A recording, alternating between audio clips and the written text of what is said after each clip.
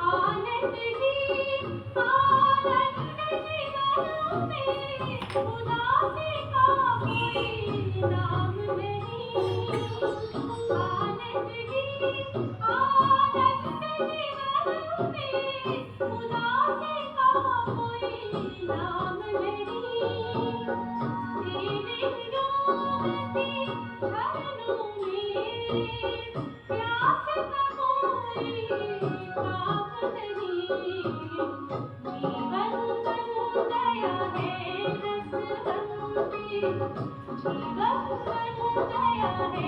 बन गया है रसवंती। यार रस जो पिला दिया, दिल से निकले बाबा हर पल, दिल से निकले बाबा हर पल। जीवन हमारा बना दिया, माली तो एक मिला अनोखा, माली तो एक मिला अनोखा। फूल जो तुमने बना दिया, दिल से निकले बाबा हर पल। जीवन हमारा बना दिया, माली तो एक मिला अनोखा। फूल जो तुमने बना दिया, जीवन हमारा बना दिया, जीवन हमारा बना।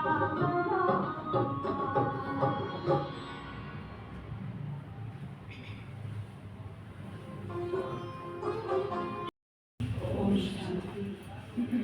आज 1/4/2025 के साकार रूप के चले हुए वाग्दानों में वाक्य सुनेंगे। आज बाबा ने कहा, मीठे बच्चे, बाप नॉलेजफुल है, बाप नॉलेजफुल है।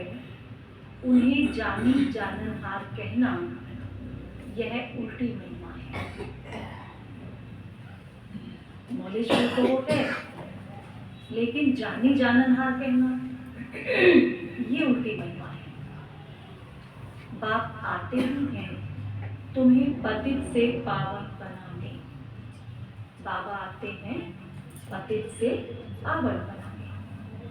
प्रश्न है, बाप के साथ साथ सबसे अधिक महिमा और किसकी है और कैसे? सबसे अधिक महिमा किसकी है और कैसे है? क्या है? बाप के साथ साथ भगवती तो है ही, उनके साथ साथ और किसकी महिमा है और कैसे है? उत्तर है, बाप के साथ भारत की महिमा भी बहुत है।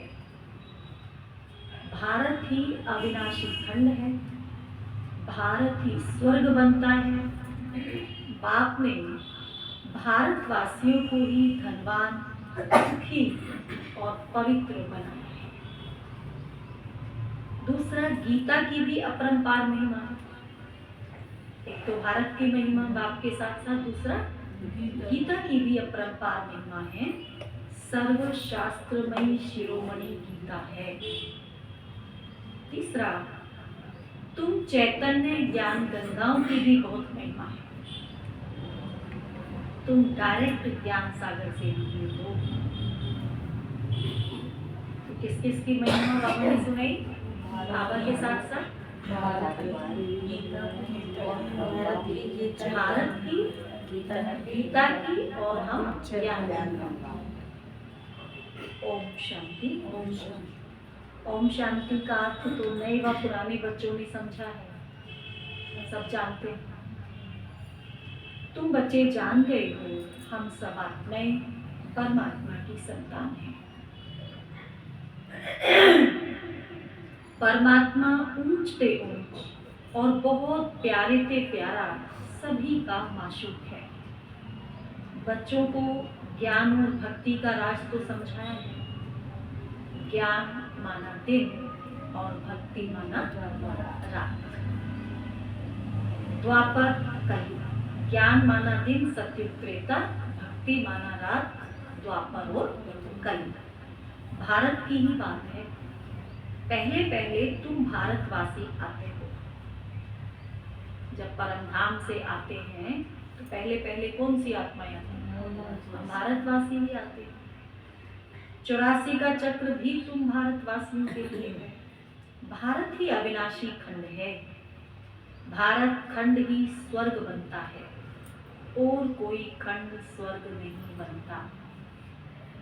जब धरती पर स्वर्ग होगा तो सिवाय भारत के और कोई खंड नहीं होगा। बच्चों को समझाया गया है नई दुनिया सतयुग में भारत ही होता है। मालूम है ना सबको, जब नई दुनिया होगी तो सिवाय भारत के तो और कोई खंड नहीं होगा। भारत ही स्वर्ग कहलाता है। भारतवासी ही फिर 84 जन्म लेते हैं, वही फिर नरकवासी बनते हैं, वही फिर स्वर्गवासी बनेंगे। इस समय सभी नरकवासी हैं। फिर भी और सभी खंड विनाश हो, बाकी भारत बचेगा। लास्ट में क्या होगा? बाकी जो भी खंड ये दिख रहे हैं आज, इतने सारे देश हैं, सब क्या होगा? सब विनाश हो जाएंगे सिवाय भारत। एक भारत खंड बचेगा। भारत खंड की महिमा अपरंपार है। भारत में ही बाप आकर खुद को राजयोग सिखलाते हैं। यह गीता का पुरुषोत्तम संगम युग है। भारत ही फिर पुरुषोत्तम बनने का है।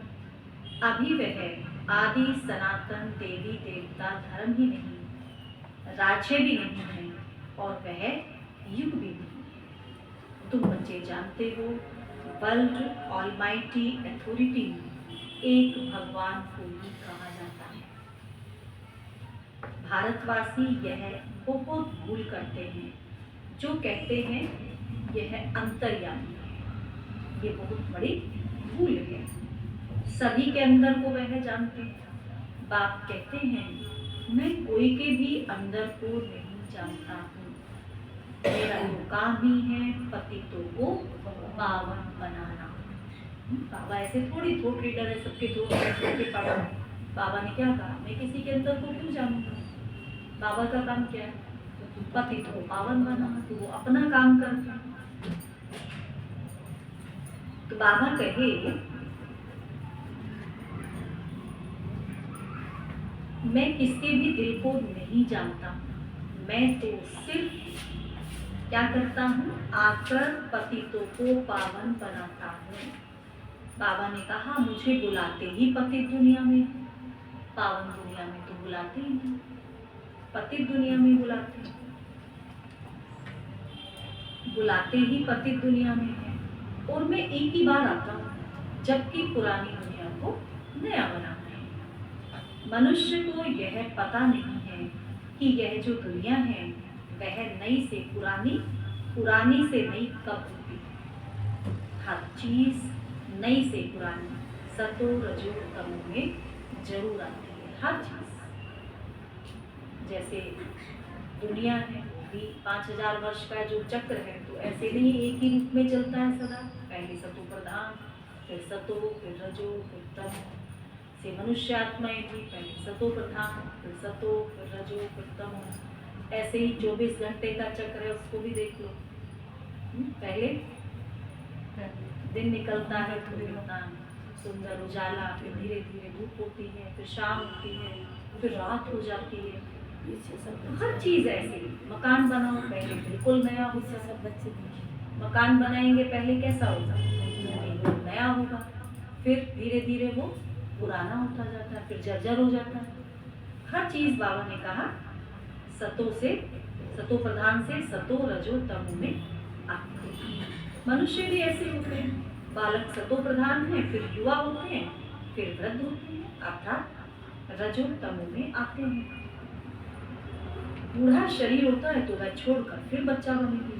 बच्चे जानते हैं नई दुनिया में भारत कितना ऊंच था। भारत की महिमा अपरंपार है। इतना सुखी, धनवान, पवित्र और कोई खंड है। भारत जितना। कारण क्या है? सबसे बड़ा कारण तो यही है ना कि भारत में भगवान आते हैं। फिर सतो प्रधान बनाने बाप आए हैं। सतो प्रधान दुनिया की स्थापना हो रही है। त्रिमूर्ति ब्रह्मा विष्णु शंकर को क्रिएट किसने किया? त्रिमूर्ति ब्रह्मा विष्णु शंकर को किसने रचा? शिव बाबा ने। ऊंच पे ऊंच तो शिव है, कहते हैं त्रिमूर्ति ब्रह्मा। अर्थ तो समझते हैं, ब्रह्मा कैसे त्रिमूर्ति है, अर्थ तो नहीं मालूम ना। ब्रह्मा को कह दिया, क्यों कह दिया, कारण क्या रहा? क्योंकि ब्रह्मा में ही आकर के तो शिव बाबा ने ज्ञान सुनाया, तो ब्रह्मा को पकड़ लिया, शिव बाबा को छोड़ दिया और ब्रह्मा को त्रिमूर्ति कह दिया। अब त्रिमूर्ति को दिखाएं कैसे, त्रिमूर्ति सिद्ध कैसे करें? तो सिद्ध करने के लिए त्रिमूर्ति दिखा दी। फिर त्रिमूर्ति ब्रह्मा क्यों कहते हैं? शिव है, कहते हैं त्रिमूर्ति ब्रह्मा, अर्थ तो समझते हैं, वास्तव में कहना चाहिए त्रिमूर्ति शिव ना कि ब्रह्मा। अब गाते हैं देव देव महादेव, शंकर को ऊंच रखते हैं तो त्रिमूर्ति शंकर कहे ना, तो त्रिमूर्ति ब्रह्मा क्यों कहते हैं? अगर शंकर को ऊंचा कर दिया, क्योंकि शिव शंकर को एक मिला दिया, तो क्या किया, शंकर को सबसे ऊंचा बना दिया। अब शंकर को ऊंचा बनाया तो त्रिमूर्ति भी तो शंकर को कहना चाहिए था, लेकिन त्रिमूर्ति किसको कहा? ब्रह्मा को। फिर त्रिमूर्ति ब्रह्मा क्यों कहते? शिव है रचयिता, गाते भी हैं, परम पिता परमात्मा ब्रह्मा द्वारा स्थापना करते हैं ब्राह्मणों की। भक्ति मार्ग में नॉलेजफुल बाप को जानी जाननहार कह देते हैं। अब वह महिमा अर्थ सहित नहीं है। तुम बच्चे जानते हो बाप द्वारा हमें वर्षा मिलता है। जानते हैं ना वर्षा कैसे मिल रहा है, किससे मिल रहा है? वह खुद हम ब्राह्मणों को पढ़ाते हैं, क्योंकि वह बाप भी है, सुप्रीम टीचर भी है और वर्ल्ड की हिस्ट्री ज्योग्राफी भी कैसे चक्र लगाती है वह भी समझाते हैं। वही नॉलेजफुल है। बाकी ऐसे नहीं कि वह जानी जाननहार है, सब कुछ जानते हैं, ऐसा नहीं है। यह भूल है। अगर हम ऐसा कहते हैं कि वह जानी जाननहार है तो ये हमारी भूल है। बाबा कहते मैं तो सिर्फ आकर पतितों को पावन बनाता हूँ, 21 जन्म के लिए राज्य भाग्य देता हूँ। भक्ति मार्ग में है अल्पकाल का सुख, जिसको सन्यासी हठयोगी जानते हैं। अल्पकाल के सुख को नहीं जानते, ब्रह्म को याद करते हैं। वो याद किसको करते हैं? ब्रह्म को। वो क्या चाहते हैं, क्यों याद करते हैं? कि हम ब्रह्म में लीन हो जाए। अब ब्रह्म तो भगवान नहीं है, भगवान तो एक निराकाश है जो सर्व आत्माओं का बाप है। 84 जन्म की भारतवासियों के ही हैं। जिन्होंने भक्ति की है वही वह फिर ज्ञान भी जास्ती उठाएंगे। जिन्होंने ज्यादा भक्ति की वो ज्ञान भी पहले उठाएंगे, अच्छे से समझेंगे, जास्ती उठाएंगे। बाप कहते हैं गृहस्थ व्यवहार में भल हो, परंतु श्रीमत पर चलो। तुम सभी आत्माएं आशिक हो एक परमात्मा माशूक की। भक्ति मार्ग से लेकर तुम याद करते आए हो। आत्मा बाप को याद करती है, यह है ही दुख धाम। हम आत्माएं असुर शांति धाम के निवासी।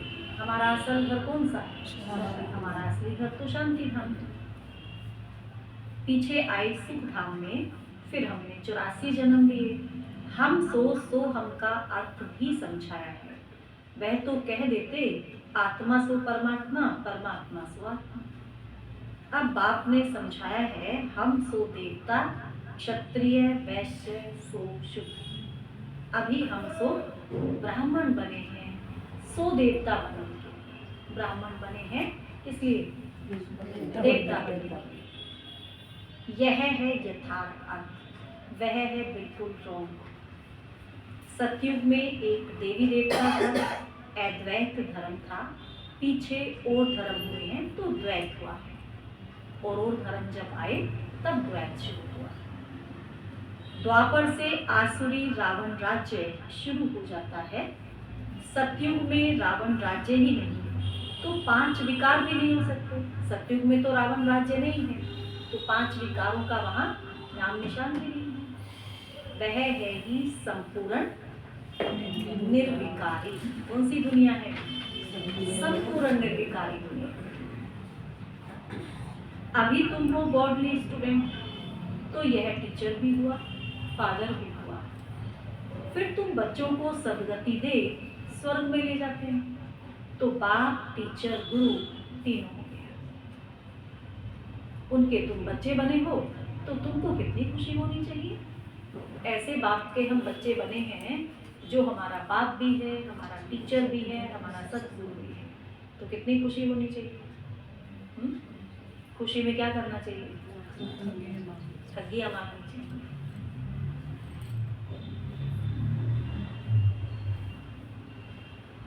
मनुष्य तो कुछ भी नहीं जानते। रावण राज्य है ना, हर वर्ष रावण को जलाते आते हैं, परंतु रावण है कौन यह तो जानते ही। जलाते रहते हैं, जानते नहीं किसको जला रहे हैं, क्यों जला रहे हैं। तुम बच्चे जानते हो यह रावण भारत का सबसे बड़ा दुश्मन है। ये रावण भारत का माना हमारा सबसे बड़ा दुश्मन है। यह नॉलेज तुम बच्चों को ही नॉलेजफुल बाप से मिलती है। वह बाप ही ज्ञान का सागर, आनंद का सागर है। ज्ञान सागर से तुम बादल भरकर फिर जाए बरसते हो। ज्ञान गंगाएं तुम हो, तुम्हारी ही महिमा है। बाप कहते हैं मैं तुमको अभी पावन बनाने आया हूँ। यह एक जन्म पवित्र बनो, मुझे याद करो तो तुम तमो प्रधान से सतो प्रधान बन जाए। बाबा कहते मैं ही पतित पावन हूँ। क्या कहा बाबा ने? मैं ही पतित पावन हूँ। और कोई बना सकता है पतित से पावन? तो बाबा कहते जितना हो सके याद को बढ़ाओ। बाबा ही पतित पावन है तो बाबा को याद करने से ही हम पावन बन सकते हैं। तो क्या करें? क्या करें? तो जितना हो सके याद को बढ़ाएं। मुख से शिव बाबा कहना भी नहीं है। ऐसे थोड़ी शिव बाबा शिव बाबा शिव बाबा ऐसे कहेंगे तो ये याद हो गई। याद कहाँ से करना? बुद्धि से। बुद्धि का कनेक्शन जोड़ना चाहिए। जैसे आशिक माशूक को याद करते हैं, एक बार देखा बस, फिर बुद्धि में उनकी ही याद रहेगी। भक्ति मार्ग में जो जिस देवता को याद करते, पूजा करते, उसका साक्षात्कार होगा। वह है अल्पकाल के लिए। भक्ति करते करते नीचे उतरते आए हैं। अब तो मौत सामने खड़ा है। हाय हाय के बाद फिर जय जयकार होनी है। भारत में ही रक्त की नदी बहनी है। भारत में रक्त की नदियां बहेंगी। सिविल वार के आसार भी दिखाई दे रहे हैं। तमो प्रधान बन गए, अब तुम सतो प्रधान बन रहे हो। जो कल्प पहले देवता बने हैं वही आकर बाप से वर्षा लेंगे। कौन वर्षा लेंगे? जो कल्प पहले देवता बने हैं वही तो आएंगे ना फिर से देवता बनने के। कम भक्ति की होगी तो ज्ञान थोड़ा उठाएंगे, फिर प्रजा में भी नंबरवार पद पाएंगे।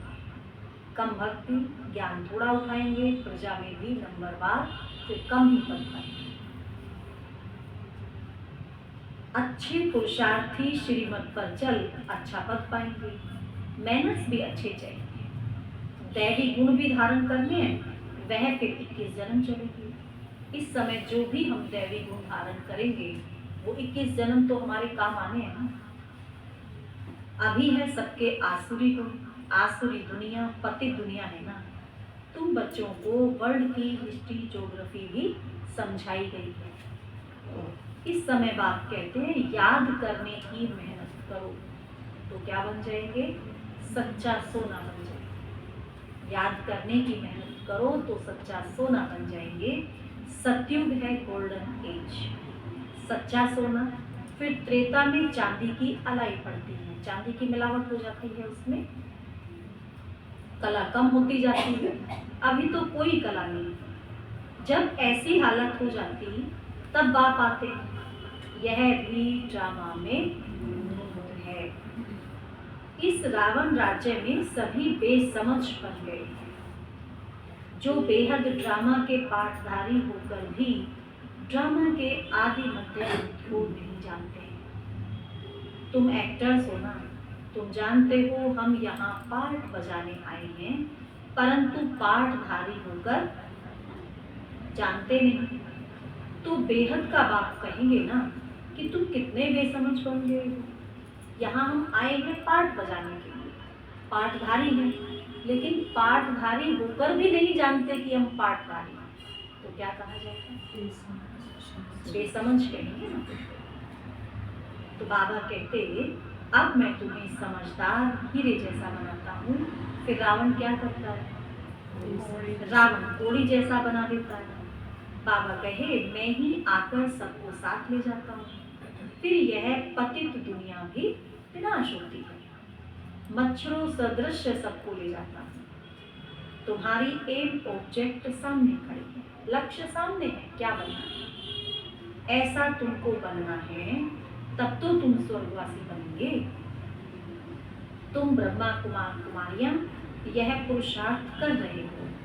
मनुष्यों की बुद्धि तमोप्रधान है तो समझते, इतने ब्रह्मा कुमार कुमारियां हैं तो जरूर प्रजापिता ब्रह्मा भी होगा।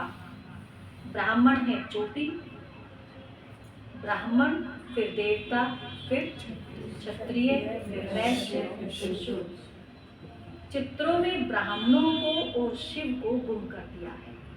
तुम ब्राह्मण अभी भारत को स्वर्ग बना रहे हो। अच्छा, मीठे मीठे सिकिलधे बच्चों प्रति माता पिता बाप दादा का याद प्यार और गुड मॉर्निंग। रूहानी बाप की रूहानी बच्चों को नमस्ते। हम रूहानी बच्चों की रूहानी माता पिता बाप दादा को याद प्यार गुड मॉर्निंग, नमस्ते बाबा, नमस्ते, शुक्रिया बाबा, शुक्रिया। धारणा के लिए मुख्य सार। पहला पॉइंट है, ऊंच पद के लिए श्रीमत पर चल अच्छे मैनर्स धारण करने हैं। ऊंच पद पाना है तो क्या करना है? श्रीमत पर चलकर अच्छे मैनर्स धारण करने हैं। दूसरा, सच्चा आशिक बन एक माशूक को ही याद करना है। सच्चा आशिक बनकर एक माशूक को याद करना, जितना हो सके याद का अभ्यास बढ़ाते जाना है। जितना हो सके याद का अभ्यास बढ़ाते जाना है।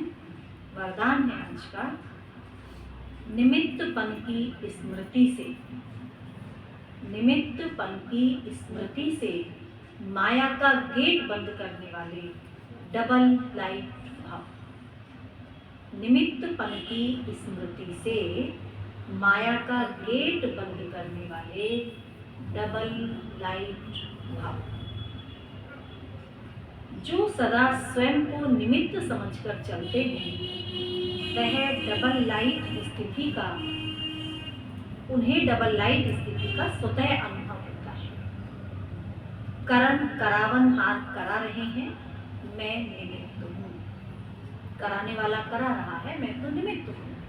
इसी स्मृति से सफलता होती है। मैंपन आया अर्थात माया का गेट खुला। मैंपन आया तो माया का गेट खुला। निमित्त समझा अर्थात माया का गेट बंद हुआ। तो दोनों बात हमारे हाथ में है, माया का गेट खोलना भी, माया का गेट बंद करना भी। जब हम मैंपन में हैं तो क्या समझे कि हमने माया के लिए गेट खोल दिया, और जब हम निमित्त समझकर चल रहे हैं तो हमने माया का गेट बंद कर दिया। निमित्त समझने से माया जीत भी बन जाते और डबल लाइट भी बन जाते, साथ साथ सफलता भी अवश्य मिलती है। यही स्मृति नंबर 1 लेने का आधार हो जाता है। स्लोगन है, त्रिकालदर्शी बनकर हर कर्म करो। त्रिकालदर्शी बनकर हर कर्म करो तो सफलता सहज मिलती है।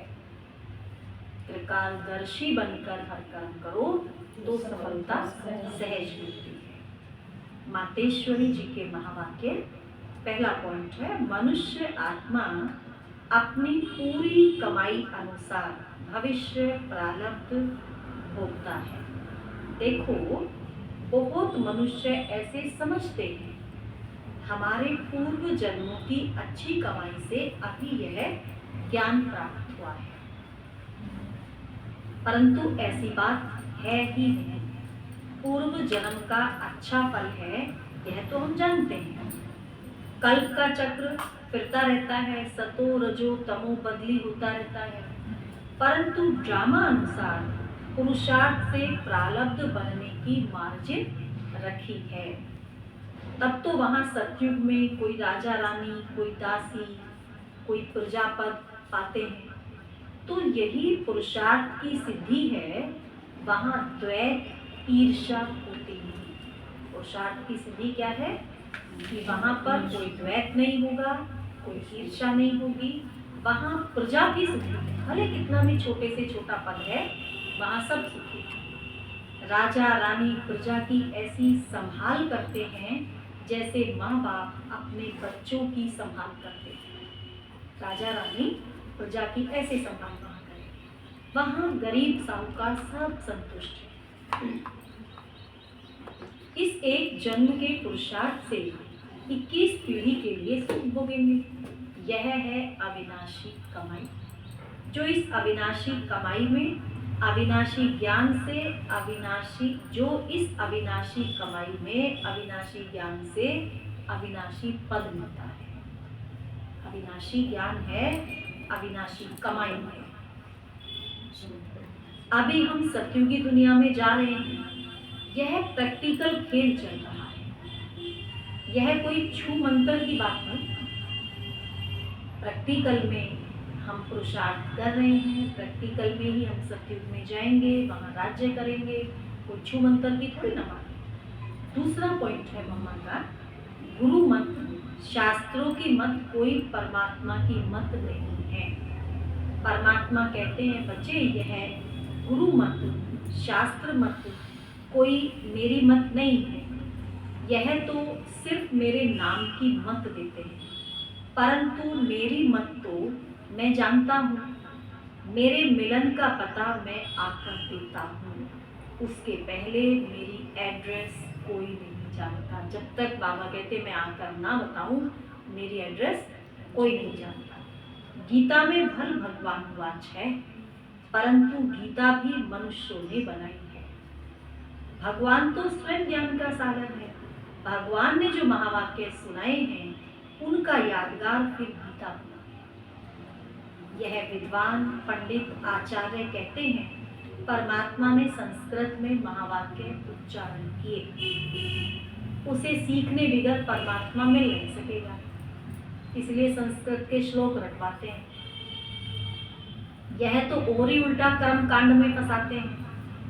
वेद शास्त्र पर अगर सीढ़ी चढ़ जावे तो फिर उतना ही उतरना भी पड़े, अर्थात उनको भुलाए एक परमात्मा से बुद्धि योग जोड़ना पड़े।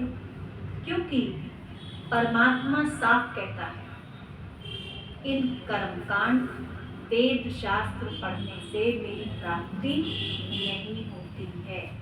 तो जो भी वेद शास्त्र पढ़े कर्मकांड के, तो उसको क्या करना पड़ेगा, भूलना पड़ेगा। क्योंकि परमात्मा ने तो साफ कहा कि इन कर्मकांड वेद शास्त्र पढ़ने से मेरी प्राप्ति नहीं होती है। देखो, ध्रुव, प्रहलाद, मीरा ने क्या शास्त्र पढ़ा? ध्रुव ने, प्रहलाद ने, मीरा ने क्या शास्त्र पढ़े थे? यहाँ तो पढ़ा हुआ भी सब भूलना पड़ता है। जैसे अर्जुन ने पढ़ा था तो उनको भी भूलना पड़ा। भगवान के साफ महावाक्य हैं, श्वासों श्वास मुझे याद करो, इसमें कुछ भी करने की जरूरत नहीं। श्वासों श्वास मुझे याद करो, इसमें कुछ भी करने की जरूरत नहीं है। जब तक यह ज्ञान नहीं है तो भक्ति मार्ग चलता है, परंतु ज्ञान का दीपक जग जाता है तो कर्मकांड छूट जाते हैं। क्योंकि कर्मकांड करते करते अगर शरीर छूट जाए तो फायदा क्या मिलेगा? फायदा क्या मिलेगा?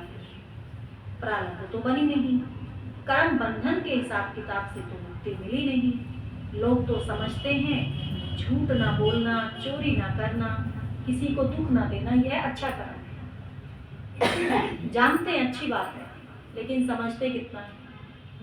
किसी को ज्ञान सुना ना, कई बार लोग कहते हैं हाँ हमको पता है, झूठ नहीं बोलना चाहिए, कोई गलत काम नहीं करना चाहिए, चोरी नहीं करनी चाहिए, लेकिन मानते कितना है इसको, फॉलो कितना करते हैं? फॉलो भी तो करें ना, तभी तो फायदा मिले। फॉलो कोई करता नहीं। परंतु यहाँ तो सदा काल के लिए कर्मों की बंधाए बानी से छूटना है। 2 युगों के लिए सारे कर्म बंधनों से छूट जाना है और विकर्मों की जड़ को निकालना है। विकर्मों को जड़ से उखाड़ कर खत्म करना है। हम तो अब चाहते हैं ऐसा बीज डालें जिससे अच्छे कर्मों का झाड़ निकले। इसीलिए मनुष्य जीवन के कार्य को जान श्रेष्ठ कर्म करना है। अच्छा, ओम शांति। अव्यक्त इशारे। आज 1 अप्रैल से नया टॉपिक शुरू हुआ है अव्यक्त इशारे का। कंबाइंड रूप की स्मृति से सदा विजयी बनो। कंबाइंड रूप की स्मृति से सदा विजयी बनो। आज के लिए है शिव शक्ति का अर्थ ही है कंबाइंड। शिव शक्ति क्या कहेंगे? कंबाइंड कहेंगे ना। बाप और आप दोनों को मिलाकर कहते हैं शिव शक्ति। मैं शक्ति हूँ, मेरा बाबा शिव, तो क्या हो गई? शिव शक्ति। तो जो कंबाइंड है उसे कोई अलग नहीं कर सकता। कंबाइंड को कोई कैसे अलग करेगा? यही याद रखो कि हम कंबाइंड रहने के अधिकारी बन गए। पहले ढूंढने वाले थे और अभी साथ रहने वाले हैं। पहले तो बाबा को ढूंढ रहे थे और अभी साथ रहने वाले हैं।